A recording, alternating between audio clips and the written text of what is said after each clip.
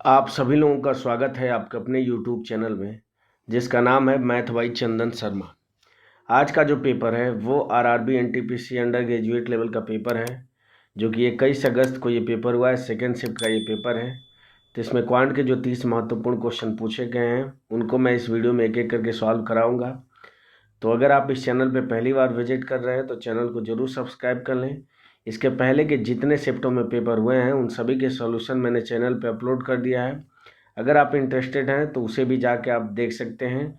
उन सभी वीडियो से आपको बहुत कुछ सीखने को मिलेगा, क्योंकि मैं कोशिश करता हूं कि आपको उस तरीके से क्वेश्चन सॉल्व करना सिखाऊं जिस तरीके से आप एग्ज़ाम में अप्रोच कर सकते हैं, जिससे आपका टाइम भी बचे और उस साथ ही साथ आप कॉन्सेप्ट जो उसके पीछे का है उसको भी आप आसानी से समझ सकें।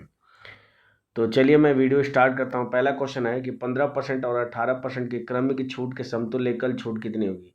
तो सक्सेसिव डिस्काउंट वाला फार्मूला लगा दीजिए। तो ये कितना हो जाएगा, 15 + 18 हो जाएगा, प्लस माइनस माइनस हो जाएगा, 15 और इंटू 18 और डिवाइडेड बाई कितना हो जाएगा, तो 100 हो जाएगा। तो 15 में अगर 18 जोड़ूंगा तो ये हो जाएगा 33 हो जाएगा, और माइनस गुणा करूंगा तो 15/120 12 हो जाएगा, 15 और 12 27 हो जाएगा। 100 से भाग करूंगा तो 2 स्थान पे दशमलव हो जाएगा। घटा दूंगा तो ये देखिए दशमलव के बाद से 70 है, तो घटाऊंगा तो दशमलव के बाद से 30 आएगा, और दशमलव के बाद से 30 तो सभी में दिया है। यहाँ पे बचेगा आपका क्या, 32 बचेगा। 32 में से 2 घटाऊंगा तो कितना हो जाएगा, 30.3। इसका करेक्ट आंसर हो जाएगा, जो कि ऑप्शन नंबर 3 में दिया हुआ है। बढ़ते हैं अगले क्वेश्चन पे। अगला क्वेश्चन कह रहा है कि दो धनात्मक संख्याओं का गुणनफल 1445 है। यदि पहली संख्या दूसरी संख्या की 5 गुनी है तो दोनों संख्याओं का योग कितना होगा। तो अगर दूसरी संख्या को अगर मैं x मानता हूँ तो पहली संख्या क्या हो जाएगी, इसकी 5 गुनी यानी कि 5x हो जाएगी। तो दोनों का ये गुणनफल हो जाएगा, और ये किसके बराबर हो जाएगा, तो 1445 के बराबर हो जाएगा। आपसे दोनों संख्याओं का योगफल यानी कि 5x + x यानी कि 6x की वैल्यू आपसे पूछ रहा है। तो सॉल्व करके हम क्या करेंगे, यहाँ से x की वैल्यू निकाल देते हैं। तो 5 से कट करूँगा तो 5 दूना के 10 हो जाएगा, 4 × 44, 8 बार हो जाएगा 40, 4 × 45, 5 × 9 = 45, यानी x स्क्वायर की वैल्यू हो जाएगी 289। तो x की वैल्यू क्या हो जाएगी, तो 17 का स्क्वायर होता है 289, तो x की वैल्यू 17 हो जाएगी। 6x की वैल्यू पूछ रहा है तो 6 × 17 हो जाएगा, और 17 × 6 = 102 इसका करेक्ट आंसर होगा, जो कि ऑप्शन नंबर 2 में दिया हुआ है। बढ़ते हैं अगले क्वेश्चन पे।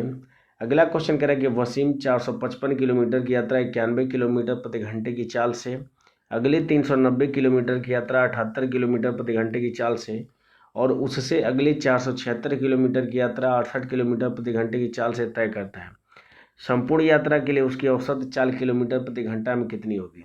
तो इस तरह के क्वेश्चन मैंने बहुत कराए हैं। औसत चाल बराबर हो जाएगा कुल दूरी, तो लिख लेता हूँ कुल दूरी। तो 455 हो जाएगा, प्लस 390 हो जाएगा, और प्लस 476 हो जाएगा। ये कुल दूरी हो जाएगा, और कुल दूरी तय करने में लगा समय, तो 91 के हिसाब से 455 को तय करने में कितना समय लगेगा, तो 9 × 5 = 45 यानी कि 5 घंटा लगेगा। प्लस 390 को 78 किलोमीटर प्रति घंटे के हिसाब से तय करने में कितना समय लगेगा, तो 7 × 5 = 35 यानी कि यहाँ पे भी 5 घंटा लगेगा। और प्लस 476 को 68 के हिसाब से तय करने में, तो 6 × 7 = 42 यानी कि 7 घंटा लगेगा। तो ऊपर वाली डिस्टेंस कितनी हो जाएगी, तो 6 और 5 11 को 1 हो जाएगा, 8 हो जाएगा, 9 और 17, 17 और 5 22 को 2 हो जाएगा, 6 हो जाएगा, 6 3 9 हो जाएगा, 9 और 4 13 हो जाएगा। और नीचे कितना हो जाएगा, तो 5 5 10 और 7 17 हो जाएगा। भाग दे दूंगा मैं, तो 17 से अगर भाग करूंगा तो 17 × 7 = 119, 7 बार चला जाएगा तो 20 हो जाएगा, यानी कि 13 131 बचेगा। फिर 17 × 7 = 119 हो जाएगा, यानी कि 77 दशमलव समथिंग करके आना चाहिए आंसर, जो कि ऑप्शन नंबर 2 में दिया है, यही इसका करेक्ट आंसर हो जाएगा। बढ़ते हैं अगले क्वेश्चन पे। अगला क्वेश्चन कह रहा है कि एक घनाभ की लंबाई, चौड़ाई और ऊंचाई का अनुपात आपको दिया है 5:4:3।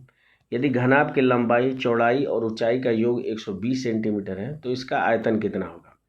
तो मैं मान लेता हूँ घनाभ की लंबाई, चौड़ाई और ऊंचाई जो अनुपात दिया है वही एग्जैक्ट वैल्यू, ये मैं माना हूँ। तो 5 4 9 और 3 12, इस 12 की वैल्यू क्वेश्चन में आपको दिया कितना है, तो 120 दिया है। तो यहाँ से मैं 1 की वैल्यू निकाल दूंगा तो कितना हो जाएगा, 10 हो जाएगा। तो इस हिसाब से लंबाई कितनी हो जाएगी, तो 50 हो जाएगी। चौड़ाई कितनी हो जाएगी, तो 40 हो जाएगी। और 3 की वैल्यू कितनी हो जाएगी, तो 30 हो जाएगी। तो यहाँ से लंबाई, चौड़ाई और ऊंचाई निकल के आ गया। घनाभ का आयतन क्या होता है, तो तीनों का गुणनफल यानी कि लंबाई इंटू चौड़ाई और इंटू ऊंचाई हो जाएगा। तीनों को गुणा करूँगा तो आंसर कितना हो जाएगा, तो 5 चौको 20 × 60, यानी कि 60 के बाद से 3 जीरो हो जाएगा। और ये किस ऑप्शन में दिया है, तो ऑप्शन नंबर 1 में दिया हुआ है।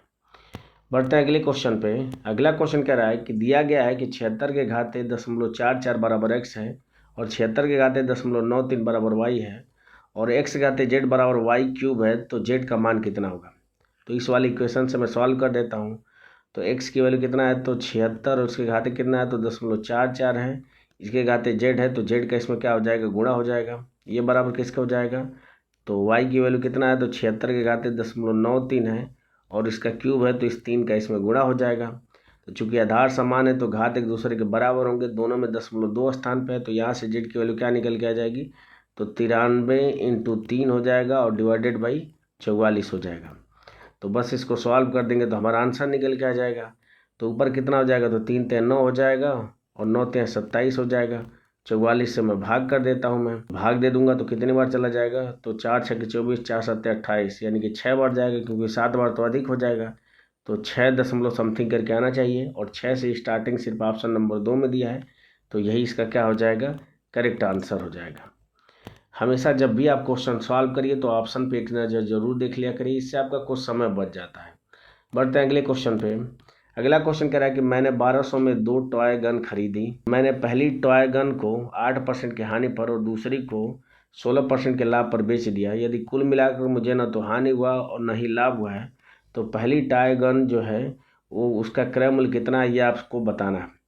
ठीक है, तो पहली को मैंने 8% की हानि पर बेचा, दूसरी को 16% के लाभ पर बेचा और पूरे लेन देन में न तो मुझको हानि हुआ न तो लाभ हो, यानी कि 0 हो जाएगा। तो एलिगेशन में लगा देता हूँ, तो ये हो जाएगा 16 और ये हो जाएगा 8 हो जाएगा। सिंप्लीफाई कर लेता हूँ तो 2:1 क्या हो जाएगा, इसके CP का रेशियो हो जाएगा। तो अगर इन दोनों को जोड़ देता हूँ तो 3 हो जाएगा और 3 की वैल्यू क्वेश्चन में दिया कितना है कि 1200 में दोनों खरीदा था, तो 1200 हो जाएगा। आपसे पूछ क्या रहा है कि पहली वाली टॉय का जो कि 8% की हानि पर बेचा गया, जिसका क्रय मूल्य 2 था, तो 3 की वैल्यू अगर 1200 है तो 1 की वैल्यू कितनी हो जाएगी, 400 हो जाएगी। तो 2 की वैल्यू कितनी हो जाएगी, तो 4 दूना के 800, इसका क्या हो जाएगा, करेक्ट आंसर होगा, जो कि ऑप्शन नंबर 4 में दिया हुआ है। बढ़ते हैं अगले क्वेश्चन पे। अगला क्वेश्चन कह रहा है कि एक व्यक्ति 36 किलोमीटर प्रति घंटे की चाल से साइकिल चलाकर एक पुल को 54 सेकंड में पार करता है, तो पुल की लंबाई मीटर में कितनी होगी। तो 36 किलोमीटर प्रति घंटा को मीटर प्रति सेकंड में बदल दूंगा, तो 5/18 से गुणा कर दूंगा और समय कितना ले रहा है, तो 54 सेकंड ले रहा है। तो बस ये क्या हो जाएगी, पुल की लंबाई मीटर में हो जाएगी। तो 18 दूना के 36 हो जाएगा, 5 दूना के 10, 54 में 10 का गुणा करूँगा तो 540 मीटर क्या हो जाएगा, पुल की लंबाई होगी, जो कि ऑप्शन नंबर 3 में दिया हुआ है। बढ़ते हैं अगले क्वेश्चन पे। अगला क्वेश्चन कह रहा है कि 5% और 20% की क्रमिक छूट समतुल्य एकल छूट के बराबर होगी, किस एकल छूट के बराबर होगी, यही आपको बताना है। तो फिर से पहले वाले क्वेश्चन की तरह ही है, सक्सेसिव डिस्काउंट वाला फॉर्मूला लगा दीजिए। तो -20 पचे कितना हो जाएगा, 100 हो जाएगा और डिवाइडेड बाय 100 है ही है पहले से, तो ये आपका क्या हो जाएगा, 1 हो जाएगा। 20 में 5 जोड़ूंगा तो 25, 25 में से 1 घटाऊंगा तो 24% क्या हो जाएगी, समतुल्य एकल छूट हो जाएगी, जो कि ऑप्शन नंबर 4 में दिया हुआ है। बढ़ते हैं अगले क्वेश्चन पे। अगला क्वेश्चन कह रहा है कि एक विक्रेता 50% की हानि पर गेहूं बेचने का दावा करता है।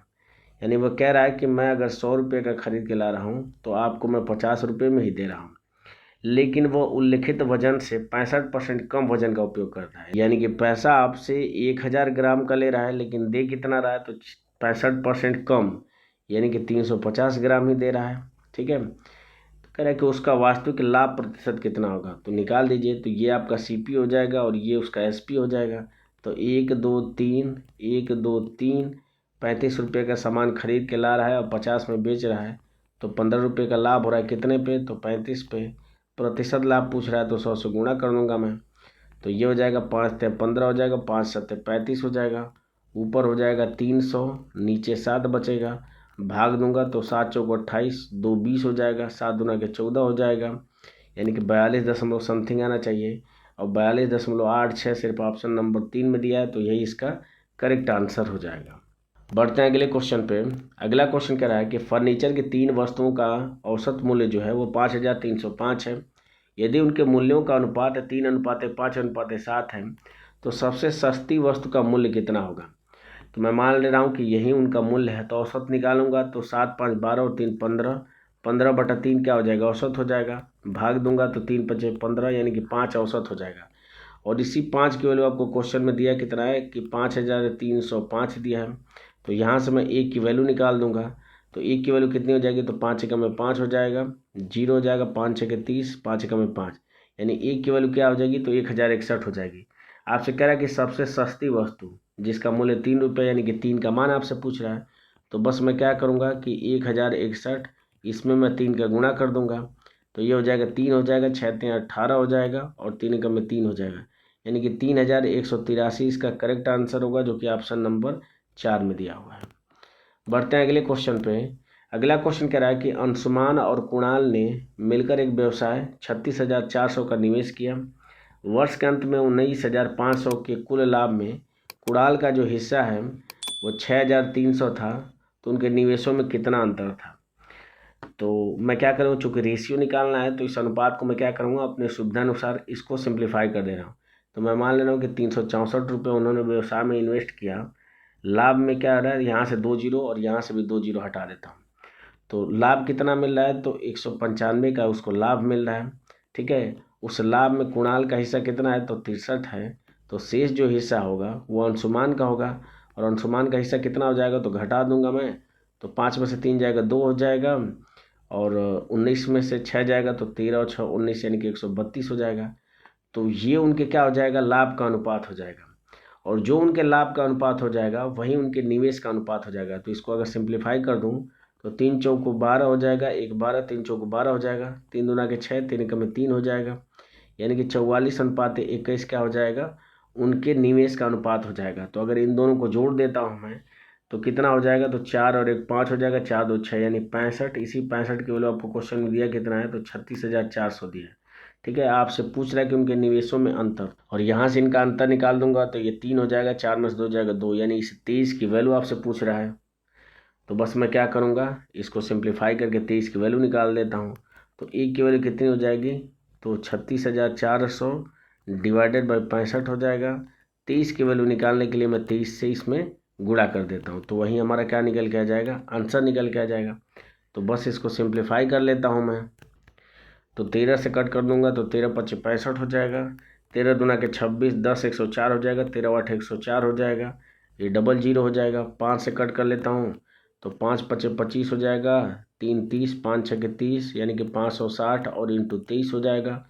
गुणा करेंगे तो एक जीरो पहले से ही दिख रहा है यानी कि लास्ट में जीरो आएगा, और 6 में 3 का गुणा करेंगे तो 18 यानी कि लास्ट में 80 आना चाहिए, और लास्ट में 80 से ऑप्शन नंबर 4 में दिख रहा है। तो यही इसका करेक्ट आंसर हो जाएगा। बढ़ते हैं अगले क्वेश्चन पे।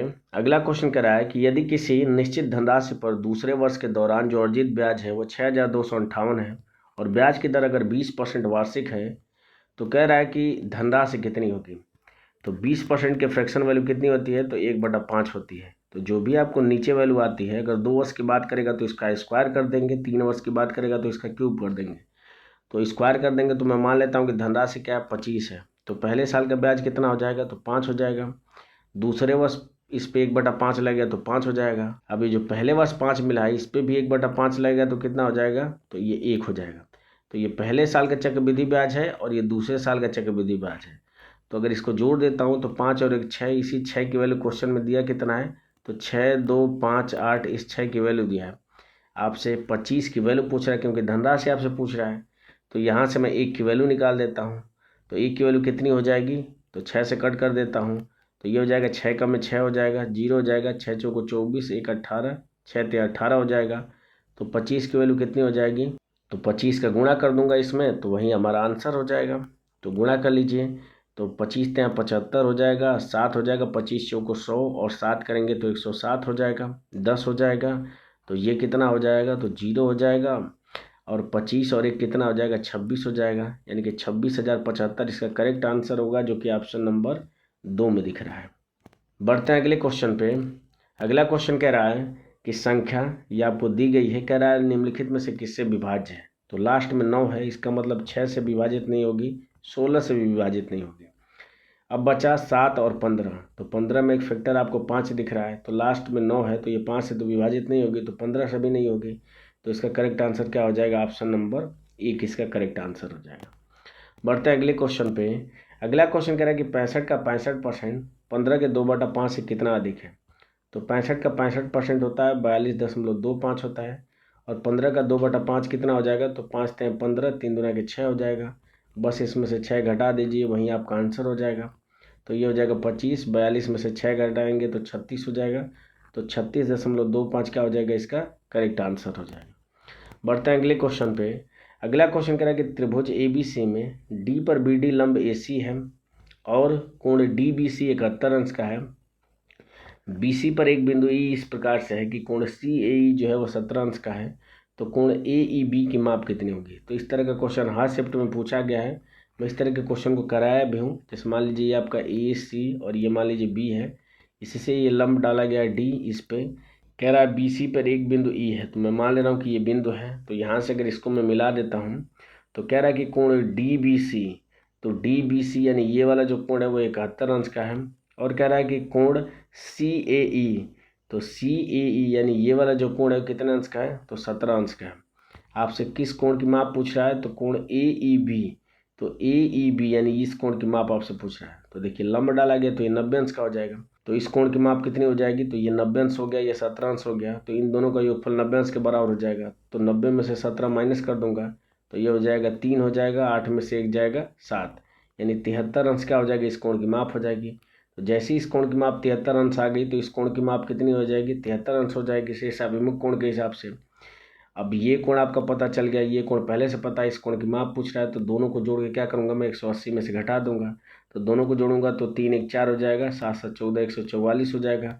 180 में से अगर 144 में घटाता हूँ तो आंसर कितना हो जाएगा, तो लास्ट में 6 आएगा, और लास्ट में 6 सिर्फ ऑप्शन नंबर 2 में दिख रहा है। तो यही इसका करेक्ट आंसर हो जाएगा। आप एग्जैक्ट वैल्यू भी निकाल सकते हैं। तो 7 में से 4 जाएगा 3 हो जाएगा। तो 36 अंश क्या हो जाएगा, इसका एग्जैक्ट आंसर हो जाएगा। बढ़ते हैं अगले क्वेश्चन पे। अगला क्वेश्चन कह रहा है कि निम्नलिखित में से कौन सी अनुपात जो है वो सबसे बड़ा है। तो देखिए 31 का 2 गुना करेंगे तो 2 गुने से बहुत ज़्यादा ये बड़ा है। 23 के 2 गुने से 75 काफ़ी बड़ा है। 22 के 2 गुने से 88 ये भी काफ़ी बड़ा है। और इसको 29 का 2 गुना करूँगा तो 58, यानी कि ये 2 गुने से कम है। तो यही क्या हो जाएगी, सबसे बड़ी वैल्यू हो जाएगी, जो कि ऑप्शन नंबर 4 में दिया हुआ है। बढ़ते हैं अगले क्वेश्चन पे। अगला क्वेश्चन कह रहा है कि संख्या 12.8 और 0.004 का लघुत्तम समापड़ कितना होगा। तो दोनों में से दशमलव मिनिमम कितने स्थान पे है, तो एक स्थान पे है। तो जो भी आपका आंसर होगा उसमें दशमलव कितने स्थान पे होना चाहिए, एक स्थान पे, और 0.1 स्थान पे सिर्फ ऑप्शन नंबर 1 में दिया है। तो यही इसका करेक्ट आंसर हो जाएगा। बढ़ते हैं अगले क्वेश्चन पे। अगला क्वेश्चन कह रहा है कि A2 दिए गए स्टेशनों के बीच 21 दिनों में रेलवे ट्रैक बिछा सकता है। तो लिख लेता हूँ कि A जो है वो 21 दिनों में बिछा सकता है, B उसी कार्य को 16 दिनों में कर सकता है, और C की सहायता से, इसका मतलब A + B + C 2 दिनों में कर सकते हैं। तो C अकेले उस काम को कितने दिनों में पूरा करेगा। तो इन तीनों का एलसीएम अगर मैं निकाल देता हूँ तो 16 हो जाएगा, और 21 में 7 और 3 है तो ये क्या हो जाएगा, इनका एलसीएम हो जाएगा। 21 से भाग करूँगा तो 16 बार चला जाएगा, 16 से भाग करूँगा तो 21 बार, और अगर 2 से भाग करूँगा तो कितना हो जाएगा, तो 7 3 21 हो जाएगा, और 21 में 8 का गुणा करेंगे तो 8 हो जाएगा, 8 दूना के 16, यानी कि 168 हो जाएगा। तो देखिए ए की एफिशिएंसी 16 आ गई, बी की 21 आ गई, तो दोनों की एक साथ एफिशिएंसी कितनी हो जाएगी, तो 6 1 7 हो जाएगा, और 2 1 3 हो जाएगा, यानी 37 से अगर इसमें से मैं घटा देता हूँ तो सी की एफिशिएंसी निकल के आ जाएगी। तो ये हो जाएगा 1 हो जाएगा, 3 हो जाएगा, 1, यानी कि 131 क्या हो जाएगी, सी की एफिशिएंसी हो जाएगी। इसे टोटल कार्य को सी से कराना है तो 131 से भाग दूंगा तो वही हमारा आंसर हो जाएगा। तो ऊपर वाली वैल्यू कितनी हो जाएगी, तो 7 3 21 हो जाएगा, 21 में 16 को गुणा करूँगा तो 6 हो जाएगा, 16 दूना के 32, और 32 और 1 कितना हो जाएगा 33, यानी कि 336 में क्या करूँगा 131 से भाग कर दूंगा। तो भाग दे दीजिए तो कितनी बार चला जाएगा, तो देखिए 3 बार लेके जाएंगे तो अधिक हो जाएगा। वैल्यू देखिए 4 6 12 ये सभी जो है वो 3 से अधिक हैं, यानी कि आंसर जो होगा वो 3 से कम आना चाहिए, यानी कि 274 बटा क्या हो जाएगा 131 इसका करेक्ट आंसर हो जाएगा, जो कि ऑप्शन नंबर 4 में दिया हुआ है। बढ़ते हैं अगले क्वेश्चन पे। अगला क्वेश्चन कह रहा है कि यदि cot A बराबर √5 है तो आपसे इसका मान पूछ रहा है। ट्रिग्नोमेट्री का क्वेश्चन है। तो देखिए जो cot होता है वो आधार और लंब का अनुपात होता है। तो अगर आधार को मैं √5 मानता हूँ तो लंब कितना हो जाएगा, 1 हो जाएगा। तो कर्ण कितना हो जाएगा, तो 5 और 1 6, यानी कि रूट का कितना हो जाएगा 6, ये कर्ण की वैल्यू हो जाएगी। तो कोसेक ए की वैल्यू क्या हो जाएगी, तो कर्ण बटा लंब हो जाएगी, यानी कि √6 हो जाएगी। √6 का स्क्वायर करेंगे तो कोसेक स्क्वायर ए हो जाएगा, माइनस सेक ए जो हो जाएगा वो कर्ण बटा आधार हो जाएगा। तो कर्ण की वैल्यू √6 है और आधार की वैल्यू √5 है, तो स्क्वायर कर दूंगा तो ये कितना हो जाएगा, तो 6/5 हो जाएगा, डिवाइडेड बाई कितना हो जाएगा, तो यही वाली वैल्यू प्लस में हो जाएगी, तो ये हो जाएगा 6 हो जाएगा और प्लस 6/5 हो जाएगा। तो सॉल्व कर देता हूँ मैं। तो देखिए दोनों में ऊपर आपको 6 कॉमन दिख रहा है और नीचे भी 6 है, तो 6 से 6 कट कर दूंगा तो ऊपर क्या बचेगा, तो 1 - 1/5 बचेगा और नीचे यही वैल्यू प्लस में बचेगी। बस इसको सिंप्लीफाई कर देता हूँ मैं। तो 5 में से 1 घट जाएगा तो 4 हो जाएगा और नीचे क्या हो जाएगा, तो 5 और प्लस 1 6 हो जाएगा, क्योंकि ये 5 से 5 तो कट जाएगा जब एलसीएम लेंगे उसके बाद। तो इसको 2 से कट कर लेता हूँ, तो 2 दूनी के 4 हो जाएगा, 2 तिया 6, यानी कि 2/3 क्या हो जाएगा, इसका आंसर होगा, जो कि ऑप्शन नंबर 1 में दिया हुआ है। बढ़ते हैं अगले क्वेश्चन पे। अगला क्वेश्चन कह रहा है कि रमन की आय 77,600 है, वह अपनी आय के 13% की बचत करता है। यदि उसकी आय में 50% की वृद्धि होती है और खर्च में 50% की वृद्धि होती है तो उसकी बचत में क्या होगी, ये आपसे पूछ रहा है। ठीक है, तो मैं मान ले रहा हूँ कि उसकी जो आय है वो 100 है। ठीक है, ये मैंने माना है कि 100 है, जिसे 100 की वैल्यू आपको 77,600 दिया है। अब इसमें 13% अगर वो बचाता है तो खर्च कितना करता होगा, तो 87% खर्च करता होगा। ठीक है, कह रहे कि उसकी आय में अगर 50% की वृद्धि होती है, यानी उसकी आय कितना बढ़ रही है, तो +50 हो रही है, और खर्च में 50% की वृद्धि होती है, तो ये इसकी सेविंग है और ये इसका क्या है, तो व्यय है। तो 50% की वृद्धि, यानी कि अगर इसका मैं 50% यानी कि आधा निकालता हूँ तो 2 चौको 8 हो जाएगा, 2 तिया 6, 1 10, 2 पचे 10, यानी कि 43.5 की क्या हो रही है, वृद्धि हो रही है। और यहाँ पे 50 की वृद्धि हो रही है, यहाँ पे कितने की वृद्धि हो रही है, 43.5 की। तो उसके सेविंग में कितने की वृद्धि होगी, तो 50 में से 43.5 घटा दूंगा तो 0.5 हो जाएगा। 49 में से 43 घटाऊंगा तो कितना हो जाएगा, तो 6.5 की क्या हो जाएगी, उसके सेविंग में वृद्धि हो जाएगी। और इसी 6.5% की वैल्यू आपसे पूछ रहा है। तो अगर 100 की वैल्यू आपको इतना दिया है तो यहाँ से मैं 1 की वैल्यू निकालूंगा तो 2 जीरो कट जाएगा, तो 1 की वैल्यू कितनी हो जाएगी, तो 7 7 6, ये 1 की वैल्यू हो जाएगी। तो 6.5 की वैल्यू निकालने के लिए मैं क्या करूँगा, तो 7 और 7 6, इसमें क्या करूँगा, 6.5 का गुणा कर दूंगा, तो वही हमारा आंसर हो जाएगा। तो गुणा कर लीजिए, 6 पचे 30 हो जाएगा, 7 पचे 35 और 3 38 हो जाएगा, 7 पचे 35, 35 और 3 कितना हो जाएगा, तो 38 हो जाएगा। 6 से गुणा करूंगा तो 6 6 के 36 हो जाएगा, 6 से 42 और 3 45, 4 हो जाएगा, 6 से 42 और 4 कितना हो जाएगा, 46 हो जाएगा।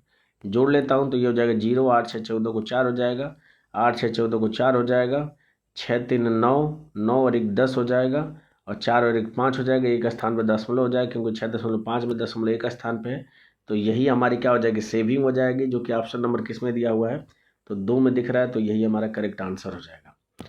बढ़ते हैं अगले क्वेश्चन पे।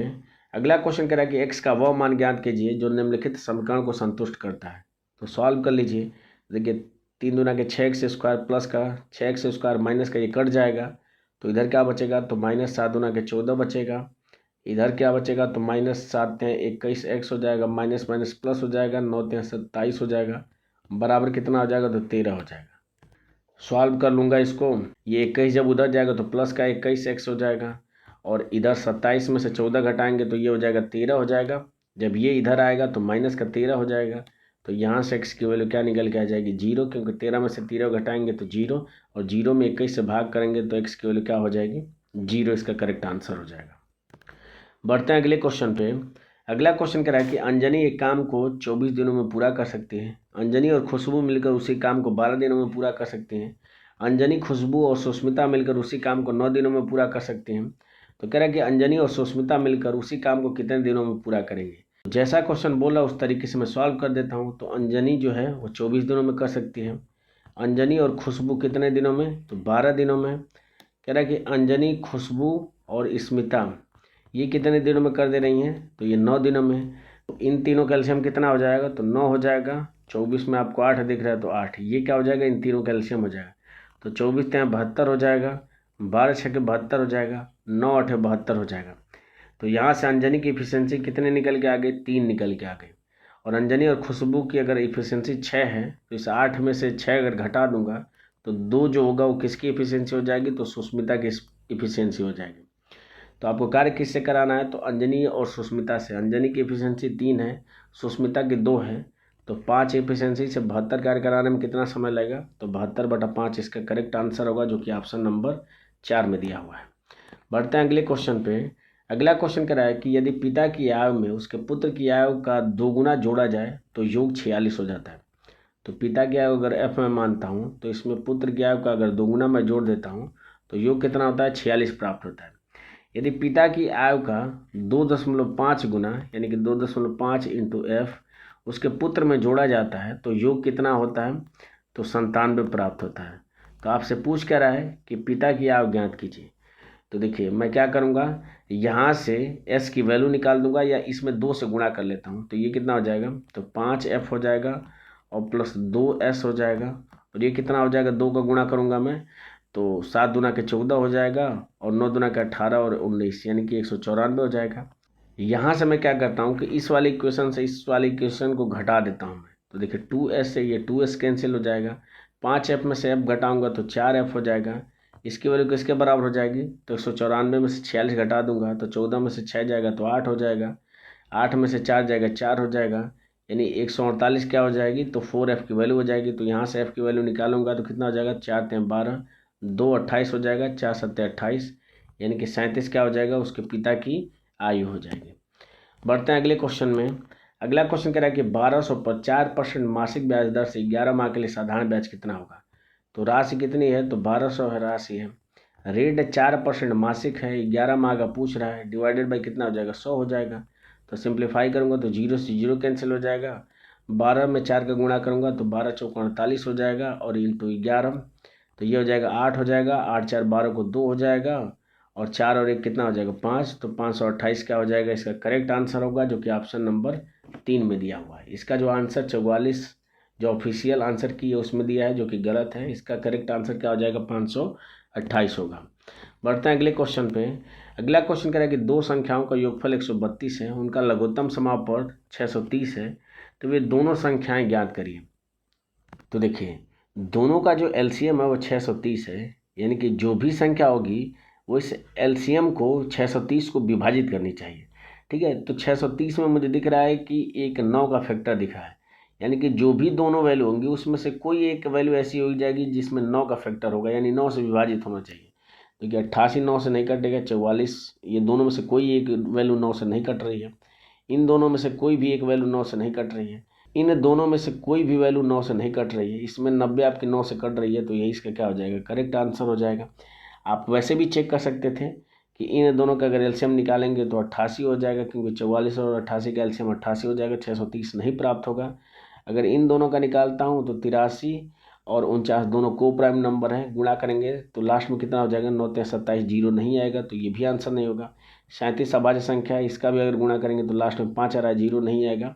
तो इस तरीके से ऊपर के जो तीनों ऑप्शन हैं वो इसके ऑप्शन नहीं हो सकते हैं, तो इसका करेक्ट आंसर क्या हो जाएगा, ऑप्शन नंबर 4 हो जाएगा। बढ़ते हैं अगले क्वेश्चन पे। अगला क्वेश्चन कह रहा है कि निम्नलिखित का मान ज्ञात करिए। तो चूंकि आधार समान है तो घातों को जोड़ दीजिए, तो -6 हो जाएगा, भाग करेंगे तो प्लस का क्या हो जाएगा, माइनस हो जाएगा, तो +16 -16 हो जाएगा, और पहले से -12 है तो आंसर क्या हो जाएगा, तो 93 के घाते कितना हो जाएगा, तो 16 और 6 22, 22 में 12 जोड़ेंगे तो 34 क्या हो जाएगा, 93 के घाते माइनस में हो जाएगा, जो कि ऑप्शन नंबर 4 में दिया हुआ है। बढ़ते हैं अगले क्वेश्चन पे। अगला क्वेश्चन कह रहा है कि PQR ने क्रमशः 12:82:38 के अनुपात में धनराशि निवेश की। यदि उन्होंने वर्ष के अंत में कुल 3510 का लाभ अर्जित किया है तो Q और R के हिस्से के बीच कितना अंतर है। तो अगर यही उनके लाभ का अनुपात है तो अगर तीनों को जोड़ दूंगा तो कितना हो जाएगा ये, तो 8 2 10 2 12 को 2 हो जाएगा, 4 हो जाएगा, 8 4 12 1 13 यानी 132 का टोटल लाभ हो जाएगा। इसी 132 की वैल्यू क्वेश्चन में दिया कितना है, तो 3510 दिया है। आपसे Q और R के हिस्से के बीच का अंतर, तो Q और R के बीच अंतर कितने का है, तो 12 में से 8 जाएगा 4 हो जाएगा, 7 में से 3 जाएगा तो 4 हो जाएगा, यानी 44 की वैल्यू आपको बतानी है, तो बस निकाल दीजिए। तो यहाँ से मैं अगर 1 की वैल्यू निकालता हूँ तो 3510 डिवाइडेड बाई 132 हो जाएगी, और 44 की वैल्यू निकालने के लिए 44 से क्या करूँगा मैं, इसमें गुणा कर देता हूँ तो हमारा आंसर हो जाएगा। तो 11 से कट करूँगा तो 4 बार चला जाएगा। 11 कम 11 2 22 2 बार हो जाएगा। 4 3 12 3 बार हो जाएगा। 3 से भाग करूँगा तो 3 कम 3 हो जाएगा, 1 हो जाएगा, 2 21 3 7 21, यानी कि 1170 इसका करेक्ट आंसर होगा, जो कि ऑप्शन नंबर 2 में दिया हुआ है। बढ़ते हैं अगले क्वेश्चन पे। अगला क्वेश्चन कह रहा है कि फर्नीचर की 3 वस्तुओं की औसत कीमत 16,875 है। यदि उनकी कीमतें 3:5:7 के अनुपात में है तो सबसे महंगी वस्तु की कीमत कितनी होगी। तो अगर इन तीनों को मैं जोड़ के 3 से भाग कर देता हूँ तो औसत निकल के आ जाएगा। तो जोड़ूंगा मैं तो 7 5 12 3 15, 15 को अगर मैं 3 से भाग करता हूँ तो 5 की वैल्यू क्या हो जाएगी। तो क्वेश्चन में 5 की वैल्यू दिया है 16,875 दिया है 5 की वैल्यू।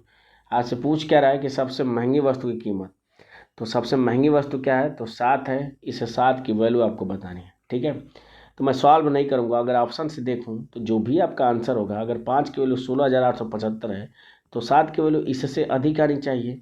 और अगर मैं देखूं तो इसे 16,875 से ये कम है, ये नहीं होगा, ये भी कम है, ये भी नहीं होगा, ये भी कम है, ये भी नहीं होगा। तो बिना सॉल्व के मैं इसका आंसर बता सकता हूँ कि 23,625 क्या हो जाएगा, इसकी वैल्यू हो जाएगी, जो कि ऑप्शन नंबर 3 में दिया हुआ है। बढ़ते हैं अगले क्वेश्चन पे। अगला क्वेश्चन कह रहा है कि यदि 6 अंकों की संख्या जो कि आपको दी गई है 11 से विभाज्य है तो नीचे दिए गए विकल्पों में से कौन सा विकल्प m और n के बीच में संभावित सही संबंध दे सकता है।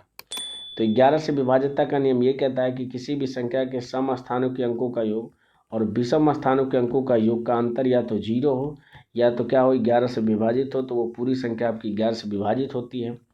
तो यहाँ से मैं अंतर निकाल देता हूँ तो 9 और 8 17 हो जाएगा, और ये कितना हो जाएगा तो m+2 हो जाएगा। यहाँ से m- अगर n निकालेंगे तो 17 में से 2 घट जाएगा तो 15 हो जाएगा। तो m-n इसकी वैल्यू क्या होनी चाहिए, तो अंतर इसका 15 होना चाहिए। चूँकि 11 से हम विभाज्यता चेक कर रहे हैं तो 15 ना हो कि इसमें 11 से अगर मैं भाग कर देता हूँ तो m-n इसकी वैल्यू क्या होनी चाहिए।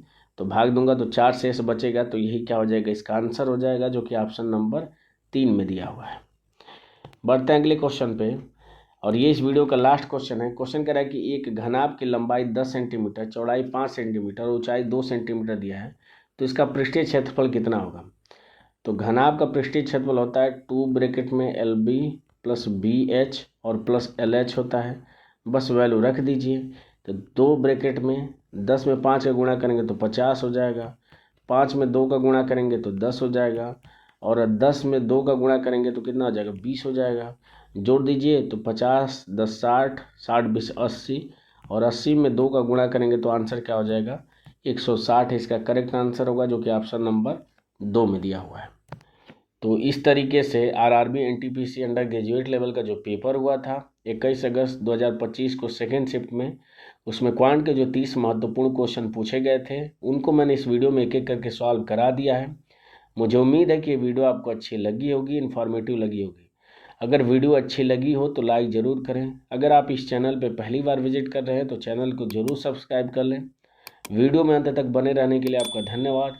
मिलते हैं आपसे अगले पेपर में अगली वीडियो के साथ, तब तक के लिए जय हिंद और बाय।